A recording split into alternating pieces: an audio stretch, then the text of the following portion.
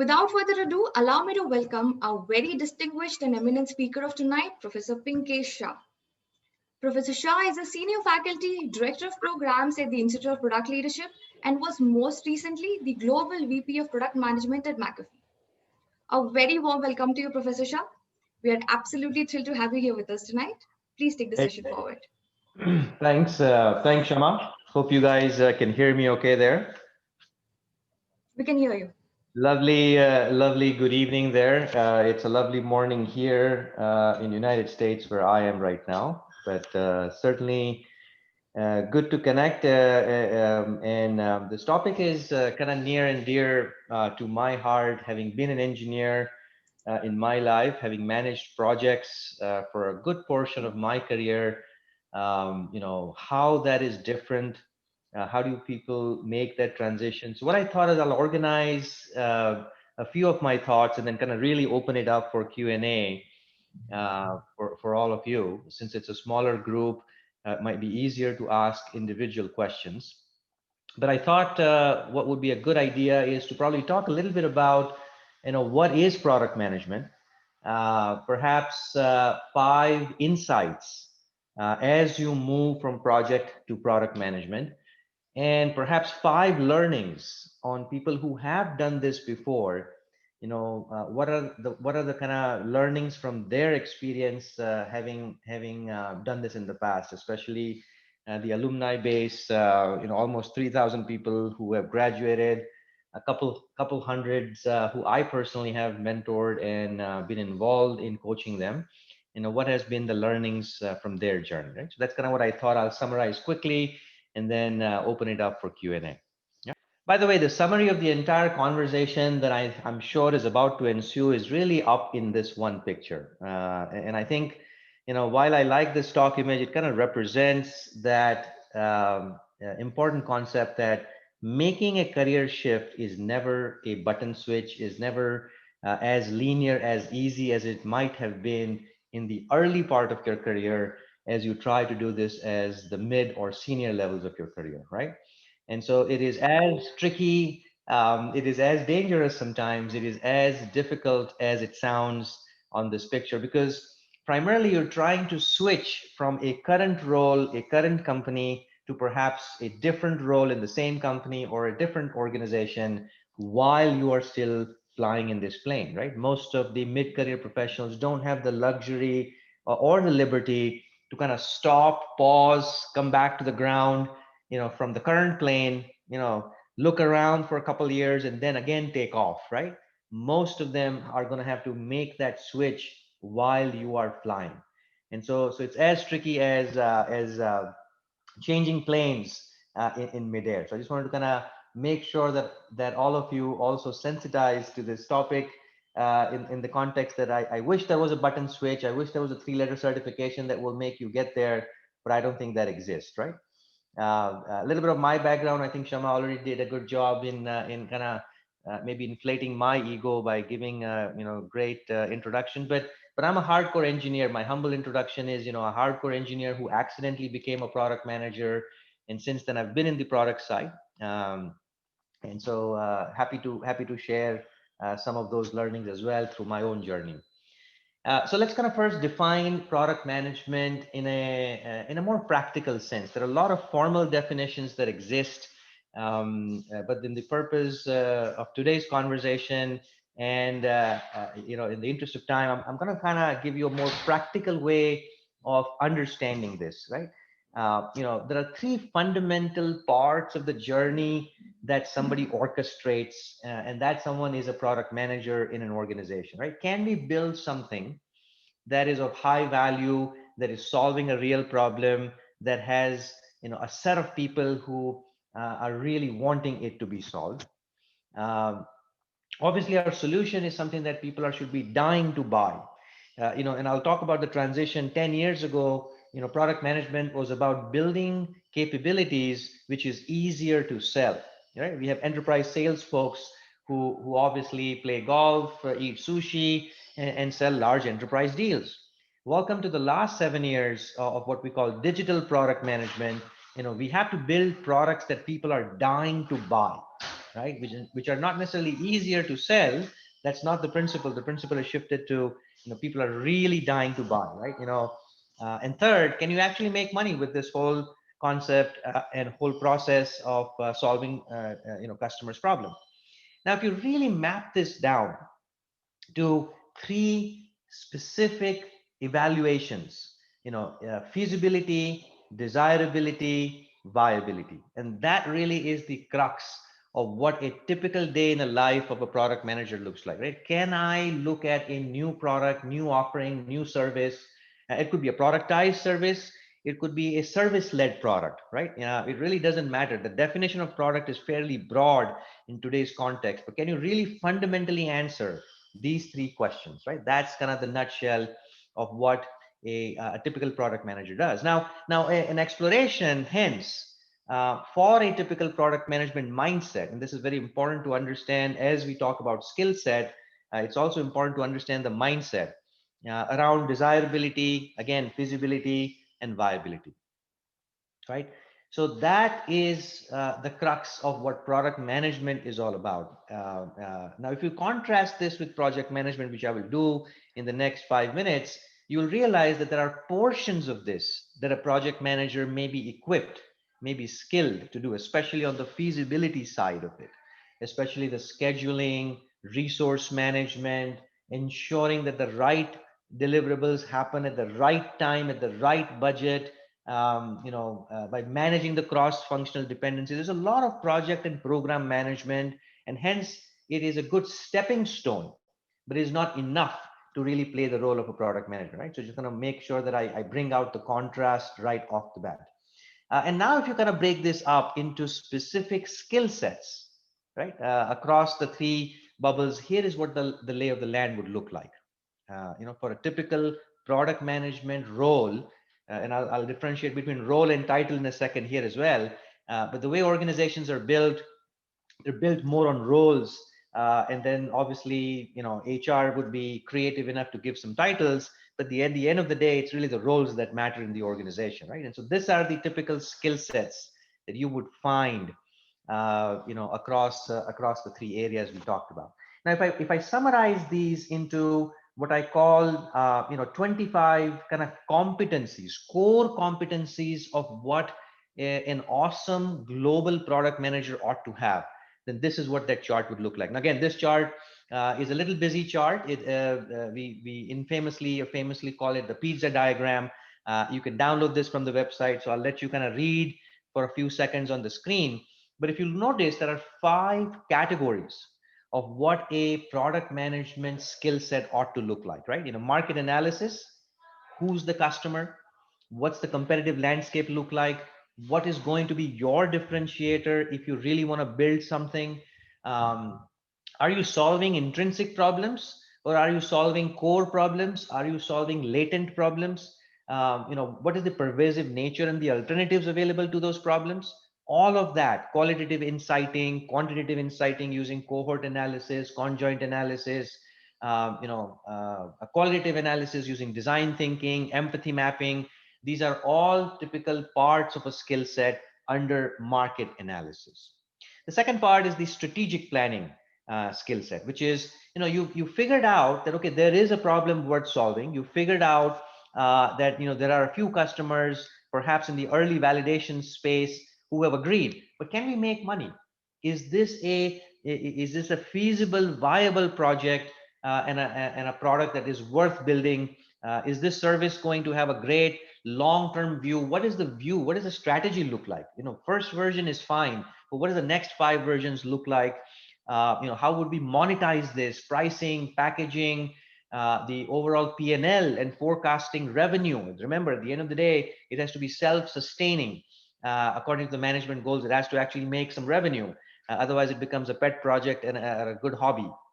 So all of that skills fall under the strategic planning. And then you have product planning. And again, this is where a lot of overlap happens with a lot of project management skills. But it goes way beyond project management. User experience design. In fact, a modern product manager needs to have very strong understanding of how user experience design works, because design is becoming the differentiator. There was a time where more is better.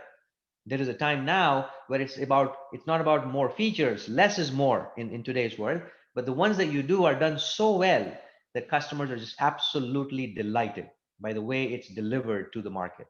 So a lot of that road mapping, agile requirements, product development life cycle, guiding the engineering teams, guiding your service teams to be able to deliver and define the metrics and the SLA. All of that falls in your product planning. And obviously, then you have the shades of red, which is what we call outbound product management. A lot of people also call it product marketing. Is the whole go-to-market, setting up the sales channel, setting up the partner channel, building evangelism and thought leadership. In today's world, we live in what we call a pull-based customer acquisition as opposed to a push-based customer acquisition, right? Gone are the days where TVs and billboards are dominating. It's all about now bringing the customer, getting them interested, building the awareness of the problem, building the communicating the value of your solution, right? And all of that requires positioning, messaging, branding in a slightly different, modern context, right? So all of those 5 categories essentially builds up about 25 core competencies of what a product manager looks like, right? So I just wanted to kind of set the stage of who's a product manager, what skills do they typically have, and now probably walk you through quick 5 insights on how do you contrast and kind of compare that with project management, right? And the first one is very straightforward. It's a mindset transition. In a services mindset, in a pure services mindset, in a pure project mindset, client delight is important. Of course, there is delight. A great project manager, a great program manager, a great services operations manager will also choose to delight.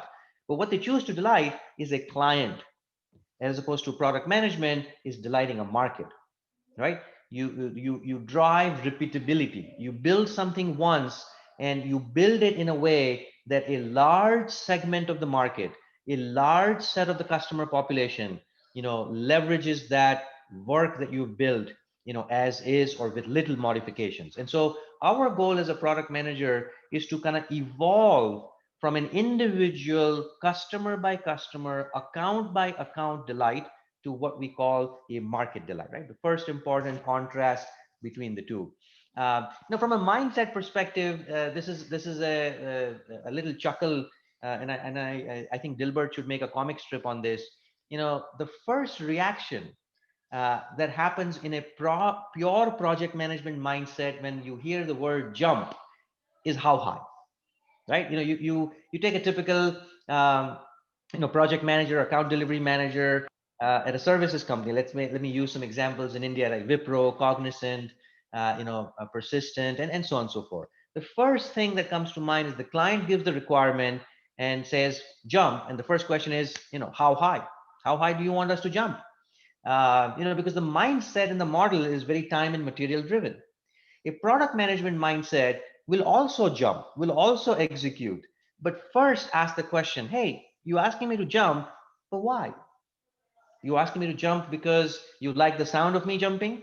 You're asking me to jump because there is a light bulb that on the ceiling is needs to be fixed, and you want me to pull that down?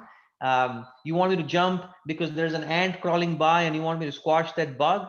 There are different types of solutions that will unravel itself based on why you're asking me to jump, right? And I think this mindset transition of going from how high to why is really the big contrast between project and product management. If I kind of show you in a tag cloud format, a typical set of skills that you would see very prominent in a project management mindset skill set is all about what you see on the left. A lot of risk management, a lot of communication, stakeholder management, project planning, effective scheduling, cost budgeting, right, and so on and so forth. And at the end of the day, they're delivering a project. Every project manager's dream is to deliver on time, every time, right, and on budget. On the right, you see product management is about delivering delight. Of course, project is part of it. Deliverables are part of it. But the skill sets are going to be very, very different, right? And so just to kind of compare and contrast the two, for all of you, so that, again, you have specific questions, stop and ask. But this is kind of the high level word cloud that you would see that I thought would be interesting to show you, right? Insight number two. So now that we've got the contrast between project and product, insight number two is, well, how do we move into it? And typically there are steps to these careers. In most organizations that we have worked with, that I have been in a position to even coach many organizations as they set up their product management teams and organizations, is really kind of look at what we call the entry point, right? The entry point is usually a technical product owner or a technical product manager or an associate product manager. Many titles, depends on the company you work for, but this is your entry point, your APM, associate product manager, as Google calls it. This is your entry point, and that focuses on the sky blue part of the wheel. If you notice the 25 competencies which are color coded, that's kind of how you start. Eventually you move into managing all shades of blue, which is what we would call a inbound product manager. Eventually you will also now, or in parallel, you will also do shades of red, which is what we call outbound product management, also called product marketing in many organizations. And so this is kind of how you would evolve. But the ultimate goal for every one of you who aspires to become a product manager in role, if not in title, is to conquer these 25 core competencies that a global product manager ought to have, right? Now, one important aspect that I also want to emphasize is, a lot of professionals who are senior may not want or may not be able to get into the title of what we call a product manager. However, they are also in the race, in the speed to become a product leader. And product leader is essentially what I'm going to define there in the next 2 minutes, is anybody who's got the customer context, business context, and innovation context, leveraging these 25 skills, but continues to be in their own function. So you could be an engineering manager, and you may choose to continue to be in engineering, right? But how do you now get into a senior director, VP of engineering, senior VP, CTO type of roles? The skills that it will help you propel back in that individual function, whether it's a support function, operations function, engineering function, will also be related to the same 25 product management skills, which will act as a catalyst for you to become a product leader, which means your title may still be VP of engineering, or director of support, but the product management competencies is what's going to help you kind of get there. So I just want to make that contrast, that it's not just the title that these skills are important for, it's also the role that you would play. Quick insight number 3, right? So product manager versus product leader. As I defined a product leader, anyone, and this is important, whether you're a support person, whether you're an engineering function, whether you're finance, sales, and marketing, anyone, whether you're a services head, anyone who leverages that customer context, the business context, and the innovation context in making better functional decisions. If I'm in services, can I make better services decisions? If I'm in operations, can I make better operations decisions?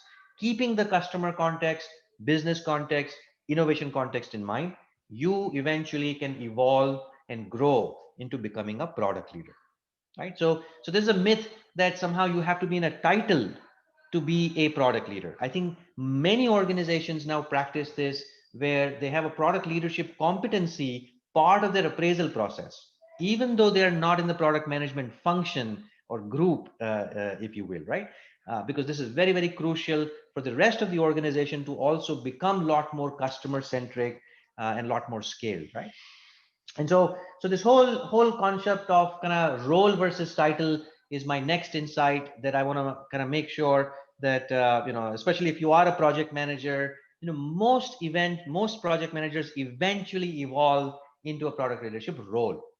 Many will evolve into the title, right? But even though you do not get into that title, many are finding their next successive career path and growth in their career path by moving into these product leadership roles. So keep in sight that perspective as well. Here's a very interesting recent study that I saw. Product managers get 40% more than their counterparts, right? So it's not just feel good factor. There's a whole lot of higher financial appreciation for product managers as well.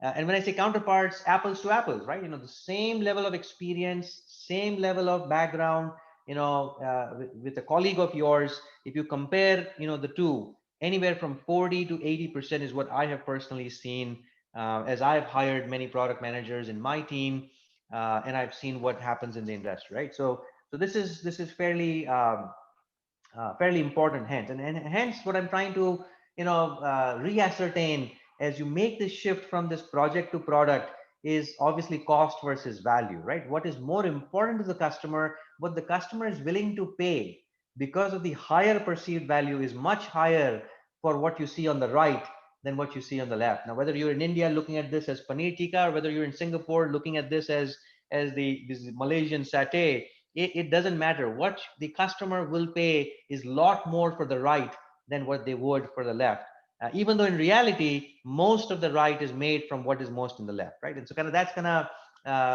a trigger point, hopefully, that will give you some perspective. Now, one underlying reason that I want to highlight, and I'm not sure how many of you on the call today come from a multinational, or what they call GICs, right? Global in-house centers, especially in the context of India.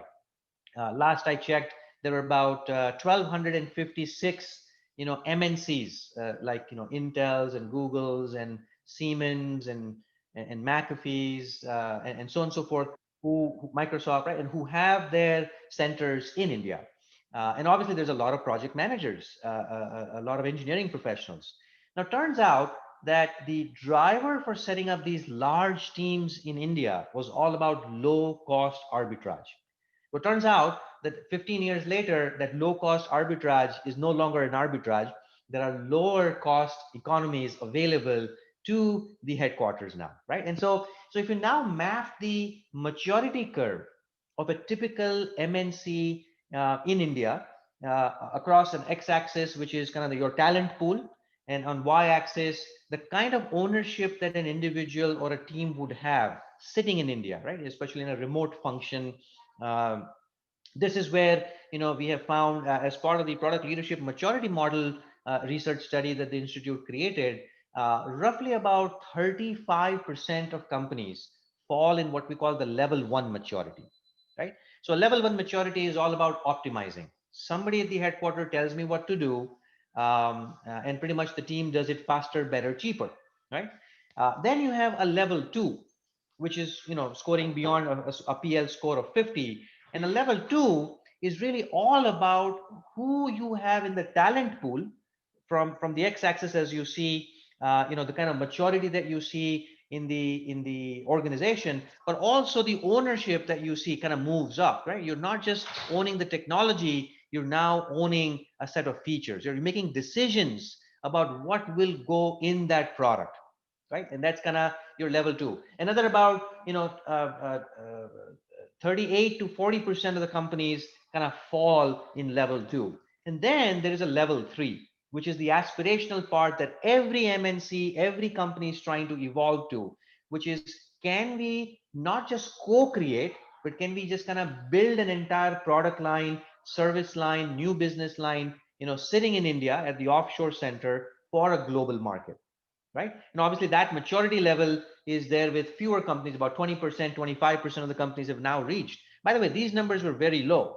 The reason I'm sharing the highlights of this analysis is that if you work in an MNC, the reason for your existence, which is low cost labor, is gone and is going away fast, right? And so at some point, if the only value that you add to the organization is because you are relatively inexpensive to a resource, sitting in California, or sitting in Raleigh or sitting in Austin, well, you might want to wake up and smell the coffee, because that is going away, is already gone. One more reason for you to kind of start thinking, beyond that current role, into getting into more product leadership roles, right?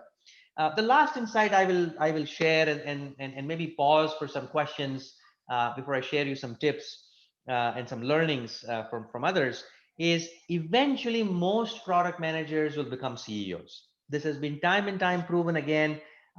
Typically, a career path for a product manager, when we set and design organizations, within the enterprise, this is how it looks like, right?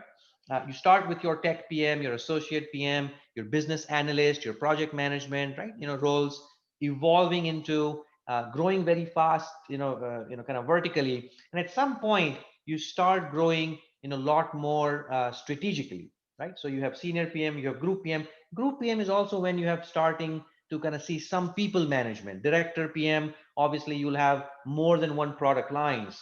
At a VP, you're kind of owning the entire strategy, for a given business unit. And then eventually kind of going into what we call a chief product officer, or an SVP, or an EVP, depends on the company. You'll have multiple titles. Eventually, all of these will lead into becoming a BU general manager or a CEO, right? Now, many of these product managers will skip jump multiple levels. Why? Because if you're a product manager at Cisco for a few years, you can start your own company and now kind of become CEO, right? So you may jump levels, but even if you don't, in a typical organization, this is how it looks like. Funny enough, in last 7 years, there was this Thomson survey that I saw where 70% increase in the number of CEOs coming from product leadership roles is what we have witnessed in the last 5 years, right? So 10 years ago, if you ask the question, where did the CEO come from? If you look at Fortune 100 companies and say, hey, here's the CEO, Mr. XYZ, what was his or her background? Typically, it would be sales. Typically, it would be finance, sales, maybe some marketing. If you look at last 5 years, the number of CEOs and their background or where they're coming from is actually coming from product roles. Right? Some of these pictures are in front of you. I'm sure they're household names, so I don't need to tell you guys who they are. But even beyond the celebrity faces that you see here, if you actually notice and look around, you will realize a lot of product engineering, product management, product growth type of roles eventually lands into a CEO role because they're kind of trained to think like a mini CEO at a product level. They're trained to understand cross-functional capabilities. How to work with marketing, how to work with finance, how to work with sales is very crucial. Not just how do you work with engineering, right? Remember, inbound and outbound product management. And so that's kind of the insights. I thought I'll rapid fire show you those 5 insights since the topic was about project to product, but I'll pause and see if this makes sense and take any questions. Thank you, Professor Shah. So audience, please go ahead and ask your questions now. You can raise your hand and I shall unmute you for asking questions. So let's begin with the Q&A. Professor Shah, let's begin with the questions in the Q&A window now. Let's take this question. How much is it crucial for an entrepreneur to have product leadership experience to go ahead with the startup? I mean, I think it's crucial, right? I mean, you can't start a company well, you can start a company, but I don't think you have any hope of scaling that and successfully navigating through competitive landscapes, through customer acquisition models, through all of that, unless you have product leadership skills. So to me, product leadership skills are core to just about any outcome, whether it is a intrapreneurial outcome, which is what we call corporate entrepreneurship, right? You want to build a new 1.0 product, a new service, a new business line within the organization. That's also entrepreneurial. That's kind of what we call intrapreneurial, right? Corporate entrepreneurship. Or whether the outcome is to go start your own. Or the outcome is, hey, I want to manage a large product portfolio already existing. Large companies like GE, they have hundreds and thousands of products, and that requires a very different set of product management focus to manage at a portfolio level. What to create, but what's more important is what to shut down. Right? A good product manager knows how to kill products as much as he or she knows how to build new products, right? And while it is tough, I've had the painful process of going through this, at least 6-7 times in my life, where I've had to take an existing product and just kill it, right? Just not because it's not great product, it's not making money. The relative opportunity cost of investing in this business and that product with that level of resource versus what I could do with those resources by unlocking more value for the customer, better value for the organization. It's always a trade-off, right? And so all three outcomes, I think, is absolutely possible only when you have a good, strong foundation of product leadership skills. All right. I see. Yeah. Yeah, I see some questions here on the chat as well. But again, you direct this, Shama, and let me know if somebody wants to Gladly, add. Professor Shah. Right. So we'll take this next question from Arshad. He has raised his hand, so I'm going to allow him to talk now. Arshad, please go ahead and ask your question.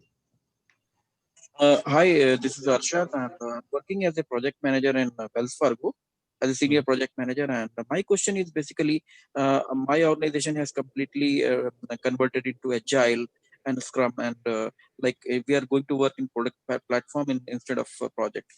So I'm looking for my 17 years career, which has been completely built up in project management.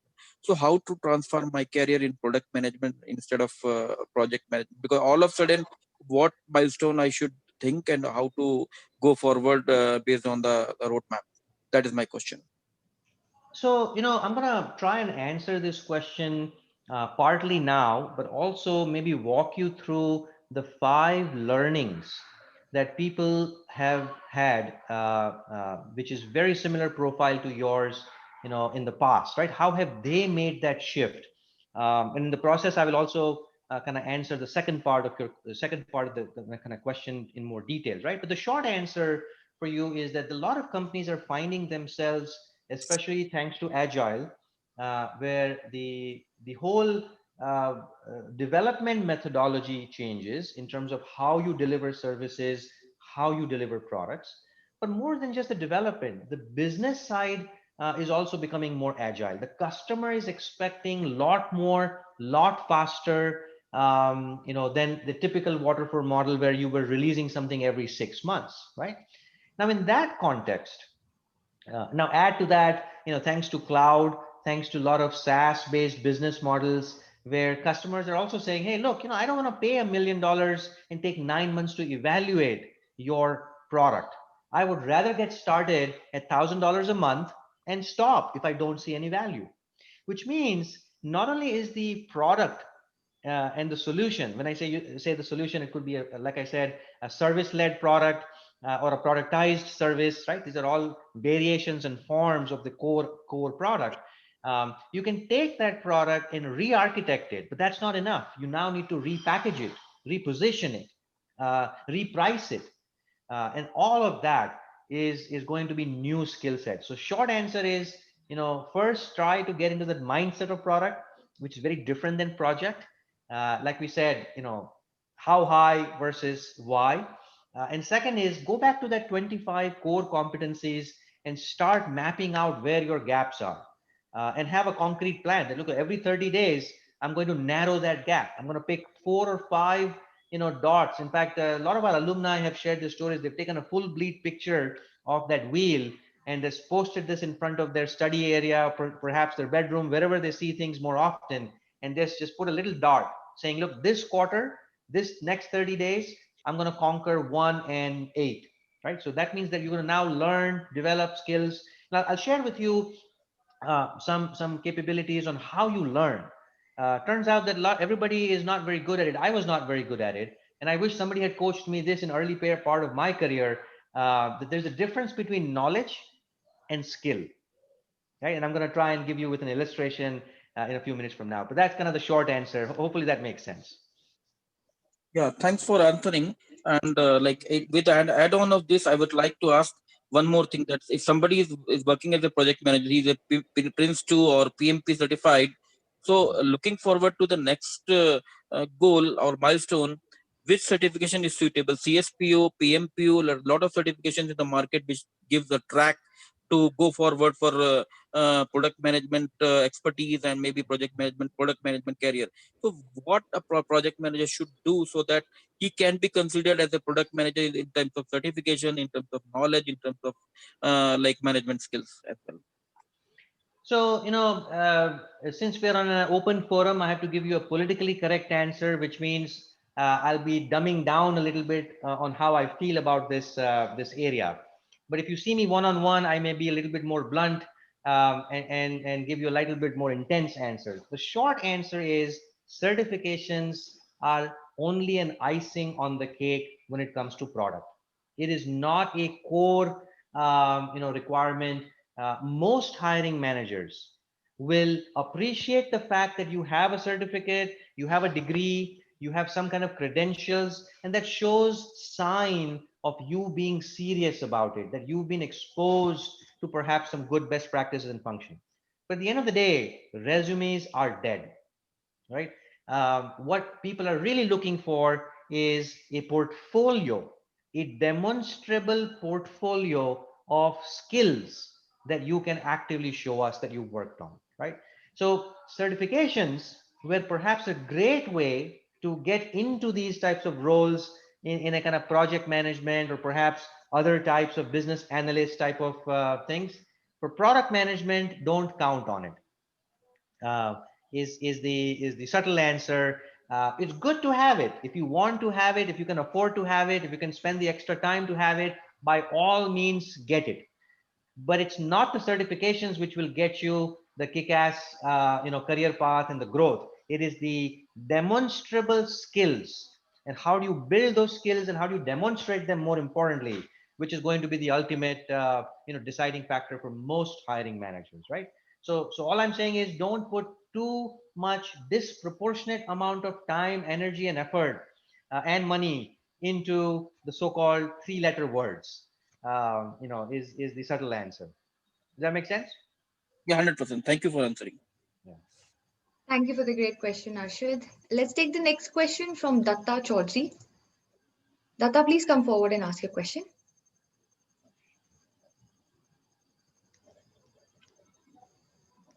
Hello. Hello. Yes, I Datta, we can can hear hear you. you.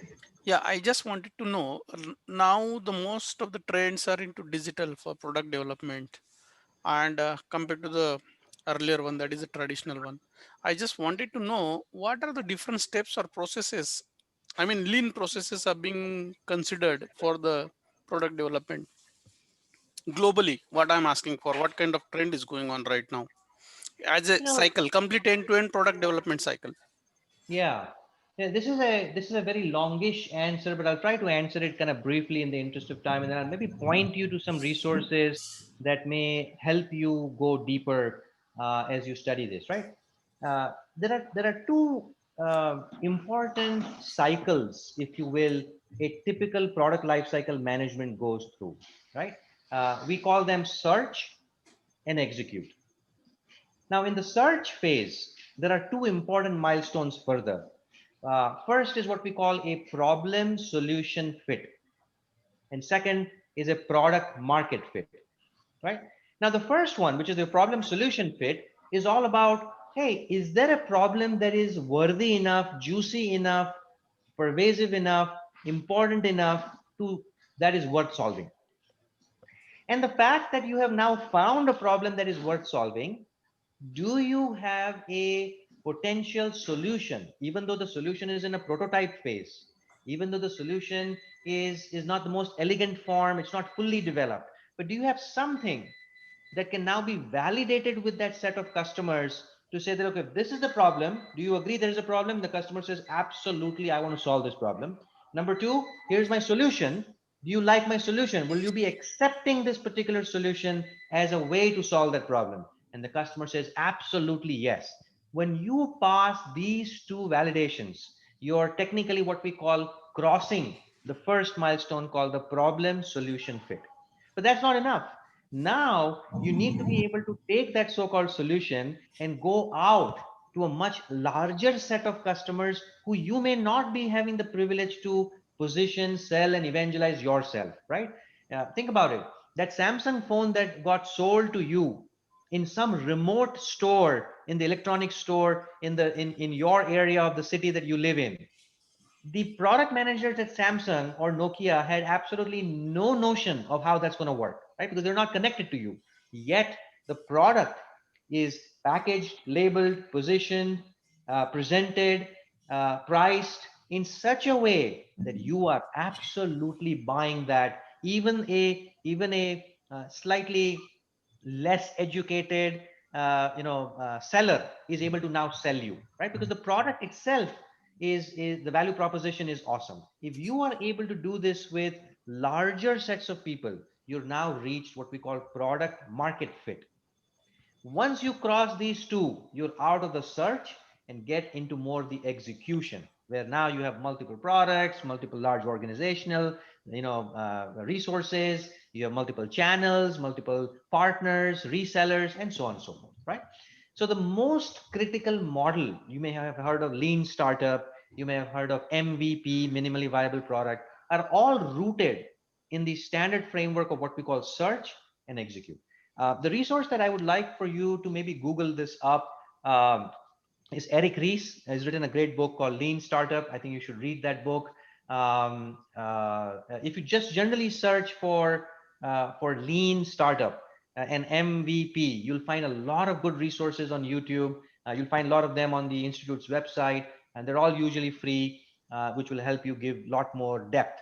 But that's the macro framework that the most product leaders follow. Of course, there's a lot of details, a lot of techniques on how to do that, which will take a good 2-hour conversation. One of the things that happens in the class, but just to give your answer, give you a more succinct answer, that's where you would start.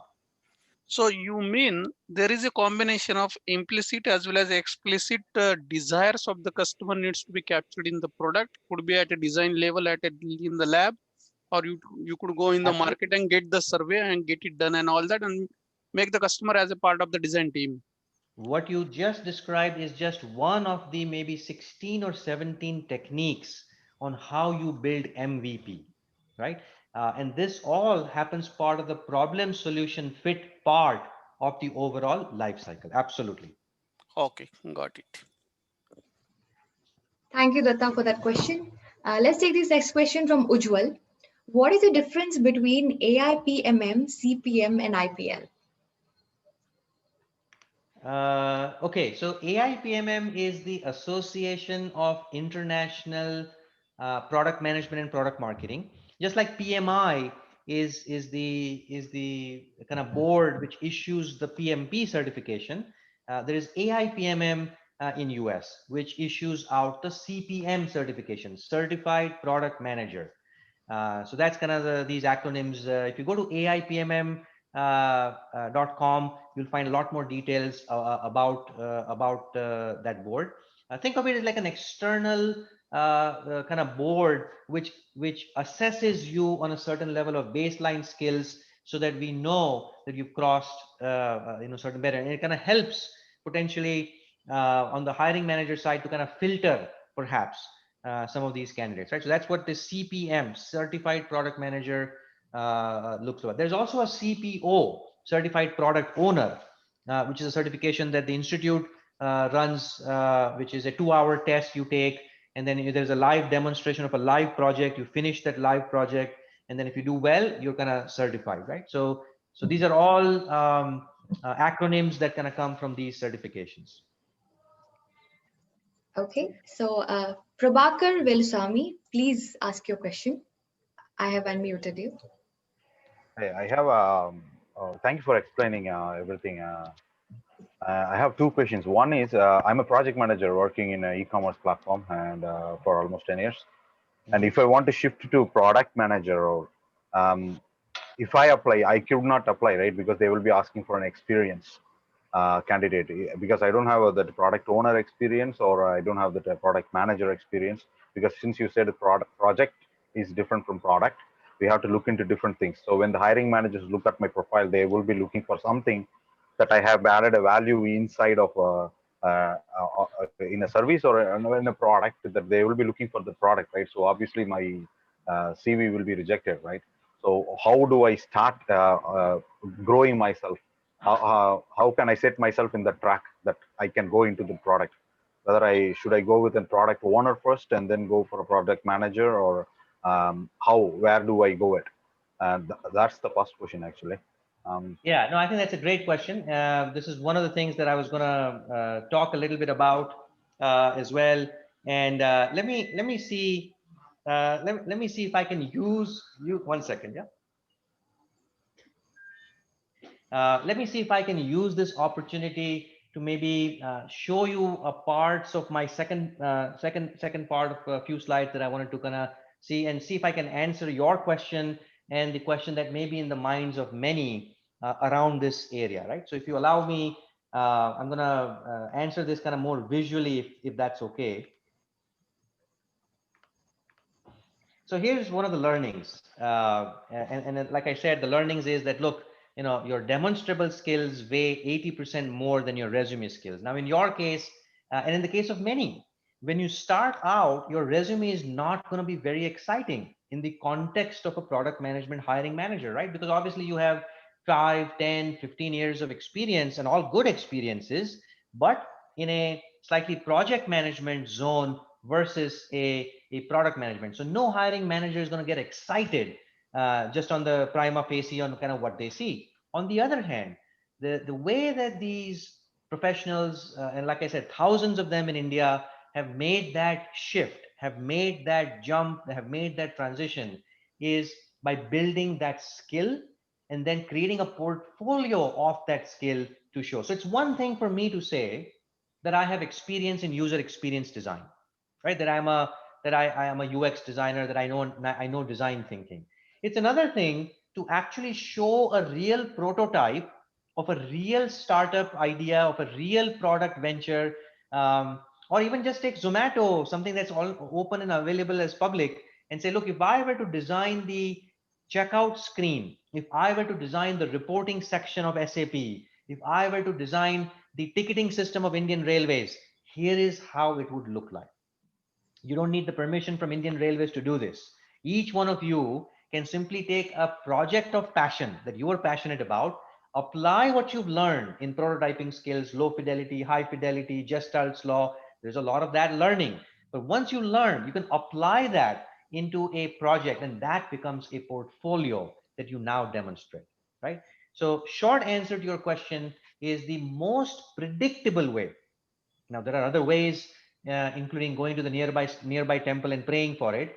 But the most predictable way is to show a portfolio, right, of variety of skills that you are claiming. Otherwise, there is a lot of keyword stuffing that happens on resume, right? Resume based hiring, in my opinion, and the opinion of many others, is dead, right? Because everybody has a great resume.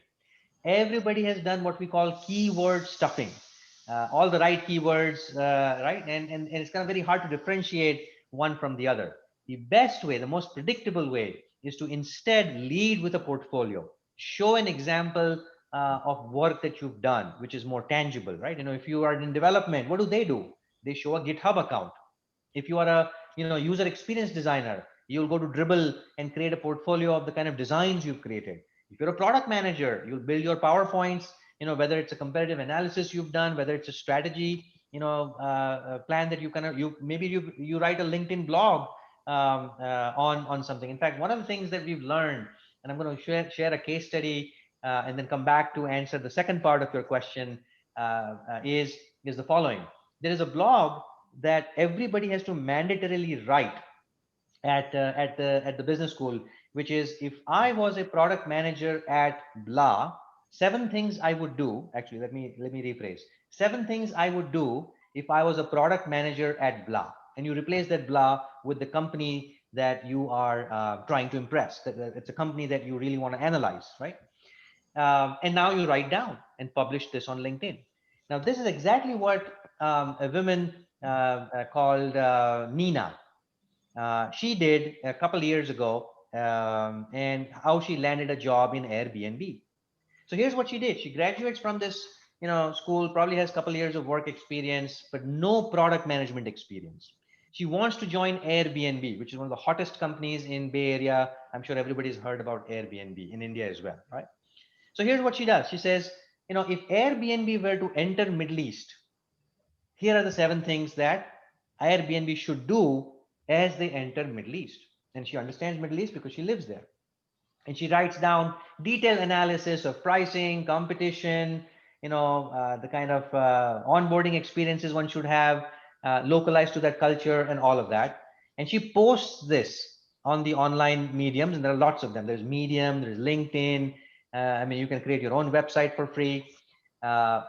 46 hours later, hundreds of comments, positive and negative. People on social media sometimes have too much free time, as you know. So a lot of people will comment, hey, I like this, I don't like this, this is a bad idea, this is a brilliant idea, and so on and so forth.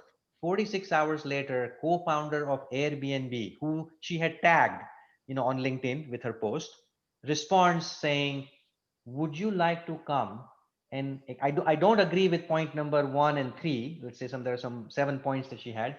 But would you like to come and run this for us at Airbnb? Right now, this is not going through a resume. This is not going through an HR. This is going through, some kind of a demonstration of what you have done, where the co-founder is saying, oh my God, this person has the skills. And I want to explore further. So now, if you think that this happens only in Hollywood movies, or if this happens only in science fiction, let me tell you a real example of what happened a year and a half ago with one of the students at the institute. Because everybody, remember, now has this mandatory blog that you have to write 7 things I would do if I was a product manager at LinkedIn. So this is a company that he wanted to really analyze and impress. He posts this on LinkedIn, right? Because everybody can post on LinkedIn, it's free. 34 hours later, Akshay Cherian, Akshay Kothari, the CEO of LinkedIn India, comments and says, would you like to come and explain this to the rest of our team Monday morning? We would love to invite you to the office. So what I'm trying to, and these are real stories happening in Bangalore with project, and he was a project manager at Bosch, by the way. So let me also make sure that all of you don't think that is reachable, that is out of reach for you. It is not out of reach for you. This is exactly the kind of stuff that happens on the ground. What I'm trying to now come back to your question more succinctly, having gone through this for the rest of the audience, is your ability to skill yourself is number 1. Number 2 step is to demonstrate that skill. And number 3, you really need to also try invest building in a network. Knowing people is also as important as what you know, right? Who you know is as important as what you know. And so I would say those are the kind of quick steps to be able to make that transition predictably. You'll have multiple opportunities knocking at your door, as opposed to you randomly sending your resume to 500 places and getting borderline demoralized when you don't get these responses, right? Don't let that happen to you. Did I answer your first question? I know it took me a little longer path, but I wanted to break that in a more visual way with some examples.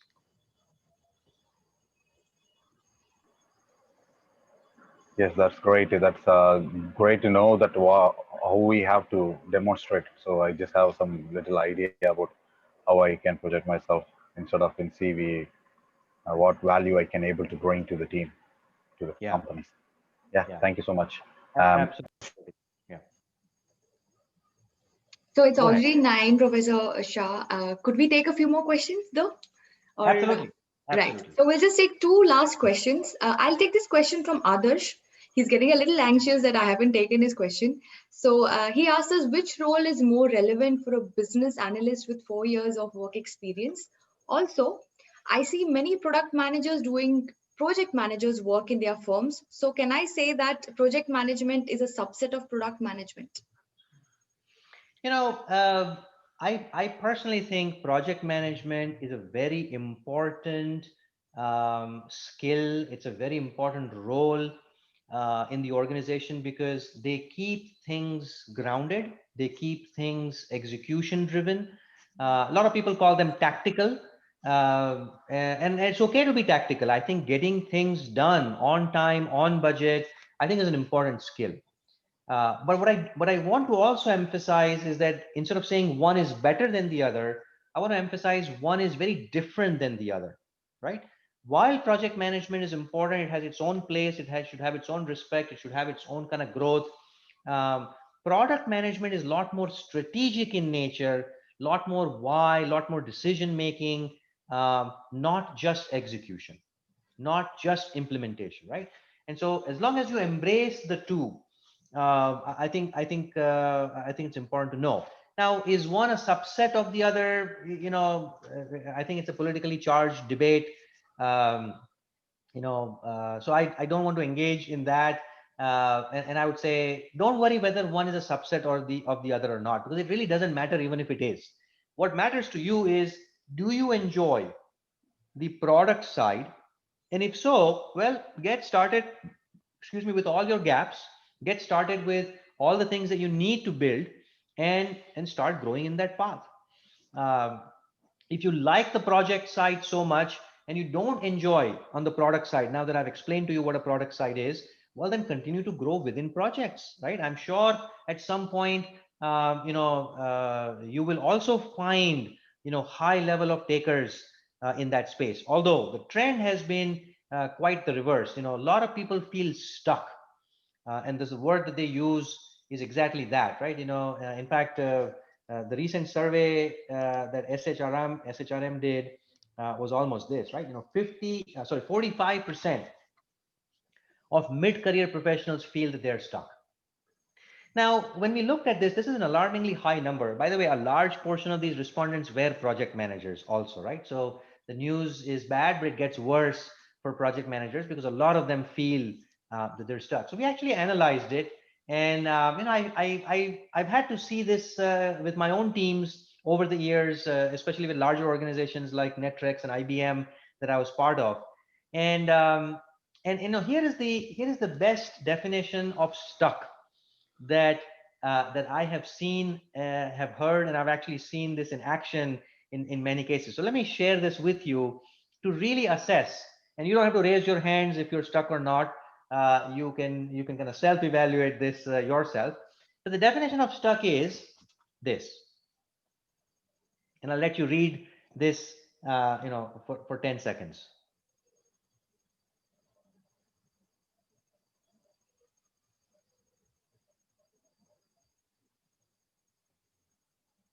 Right? So if you now stop and think about it, if your value in your company is higher than your value in the open market, my friend, you may be possibly stuck, right? And this happens quite a bit with the project management community, because over time, especially in the context of India, where the annual raises are also in the upper double digits, right? Compared to US, in US, if I were to give a raise to one of my product managers at 8%, he'd be like ecstatic. He'd be like super happy. If I give a raise of less than 15% of somebody in India, they're like, really mad at me, right? So it's just obviously different dynamics. But as you go through the ladder, you've now reached a point where you are in a high salary bracket. In fact, so high that if for whatever reason you don't like your job or your company doesn't like you, and if you have to go out and search something for yourself, you're not going to get paid. You're not going to have so much value, not just in money, but also the title and the role and all of that. And if that happens to you, my friend, are stuck. Because yes, you have a great job. Yes, you feel there's a good set of kind of money flowing in, but there's a sense of unease, because what if something happens at this place? There won't be another place who will appreciate you at that level, because you've not kept up with the market skills that the market will require. But this company values you because of your loyalty, because of your domain understanding, because of your process understanding over the years.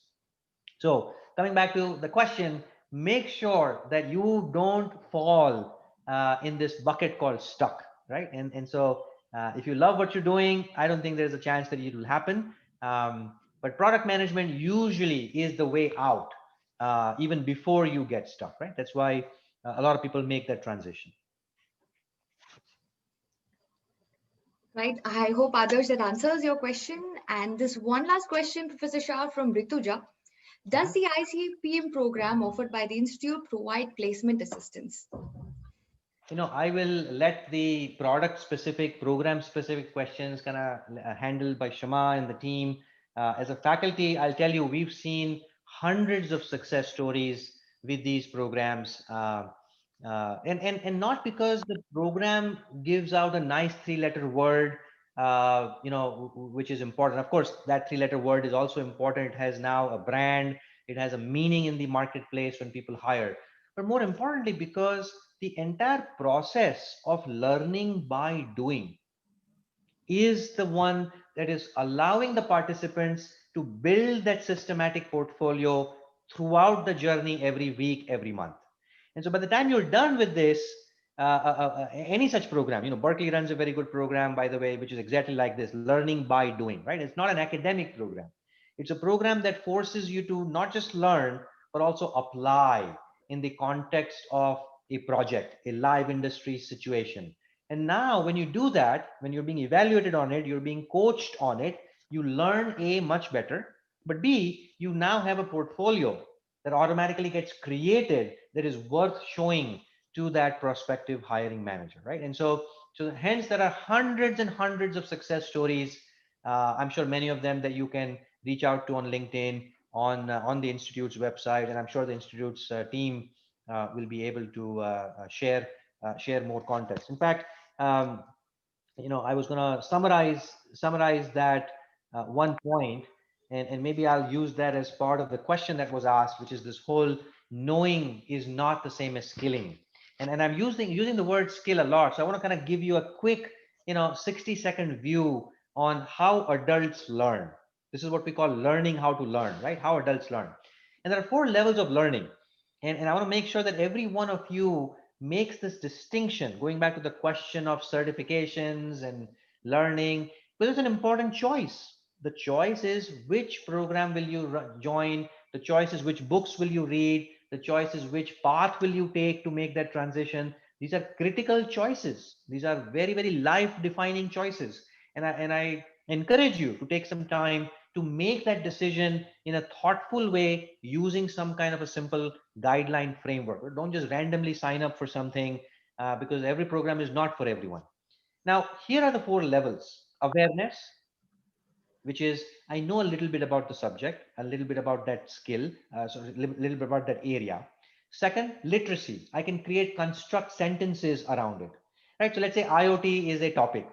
I can have an awareness level for IoT or blockchain or cryptocurrency or product management, right? Each of these topics, I can have 4 levels of depth. And it's important to know where you stand, right? Awareness is one.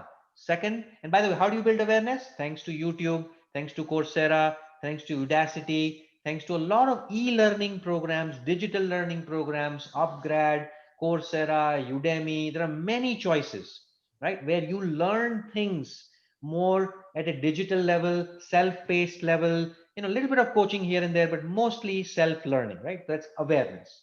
Second, literacy. You go through a workshop, you go through some certifications perhaps, but essentially at that point also, you just have the literacy for that subject. Third, which is where you want to be, which is what we've been referring to as skill, is now you have learned what you've learned, but you've applied in that context of a real problem in terms of problem solving. And you've done this multiple times so that you've refined through a one-on-one interaction with a faculty, one-on-one interaction with your coach to make sure that you've mastered that particular topic. And that point, you'll have a demonstrable capability, right? And that level is called a skill. So don't announce yourself too quickly that I have the skill for something unless you understand that there are kind of levels, right? You may be having awareness for something. That doesn't mean you have the skills for something. And then the fourth one, which is much deeper in the core, is the expertise. You're not only skilled at it, you're now paying it forward, setting up processes within your organization, right? As a leader, as an influencer, and helping others learn that skill, helping figure out, for example, how hiring should happen, right? Now that is something that an expert will be able to do. Go and share these perspectives out in the open ecosystem. For example, NASCOM, right? Is a good body where a lot of product folks gonna get together. Now, each of these areas is what I would encourage you to be cognizant of when you decide that you know something, because knowing is not the same as having the skills for it, right? That's kind of the center point I wanted to drive through that last question. And so maybe summarizing then, as you look at this, my tip for you to kind of overall summarize: first, evolve from managing projects to managing experiences. Look for customer delight, look for customer centricity, look for the question why. And I think the curiosity of asking that question why will allow you to open up the mindset part. Of course, the skill set part you have to learn, but the mindset part is also important, right? Second, build demonstrable assets. I cannot emphasize this enough. Do not do this to yourself by simply submitting resumes hundreds of places. If you get lucky, great, good for you. Most people don't get lucky, and luck is not a strategy. Hope is not a strategy. So I encourage you to start taking up projects. If you've learned something, apply in the context of a startup. Go volunteer at a startup over a weekend. If your work does not allow you to practice this, if your current role in your current company does not allow you to apply, find other places to volunteer. There are hundreds of startups who could use your help. There are hundreds of places where you can volunteer. There are thousands of ideas where you can become a self-declared analyst, right? Just post this on LinkedIn. What do you think? And at the end of the day, reskill for future. I think what got you here is not what's going to get you there, right? In fact, there's a whole book written on this title. I also encourage you to read that book. But honestly, what techniques you have used to hack your career to get so far with 5, 7, 10 years of experience may not translate as you move forward, right? So invest back in yourself. I would say 10% of your wealth is the best practices. If somebody asks me the question, which many people do, especially the alumni, when I'm teaching a class, hey, look, what percentage of my effort, time, wealth should I invest? Answer is 10%, right? If you make X dollars every year, take 10% of that minimum and invest it every year, not once in a while, every year. So if you've not invested in yourself in 5 years, well, take that 10% from every year as a backlog and invest it back. Buy books, attend programs, join workshops, whatever it is that you want to do. But you need to kind of get going into that get going into that journey, because otherwise transitions will be further delayed, right? And so with that, that's my email. Happy to connect with you guys, offline. I know it was kind of a lot of questions and we couldn't cover as much. In interest of time, I'm going to stop, pause, let the host take over. And but good luck and wish you all the very best. Hopefully this was of some value to you. Thank you, Professor Shah, for taking the time off of your busy schedule to share your valuable insights. It was great having you here. And in view of the time constraints, we'll have to end the Q&A session here. Thank you, audience, for the participation. And we absolutely love the enthusiasm and interaction here. So product management is not a subject that you can get answers to within an hour. And hence, we have made various platforms available to answer your queries. Please scan the QR code on the screen to have a one-on-one discussion with the faculty, or reach out to us on our website for detailed information on the ICPM Flex program. You can also connect to us at engage@ipl.edu.in.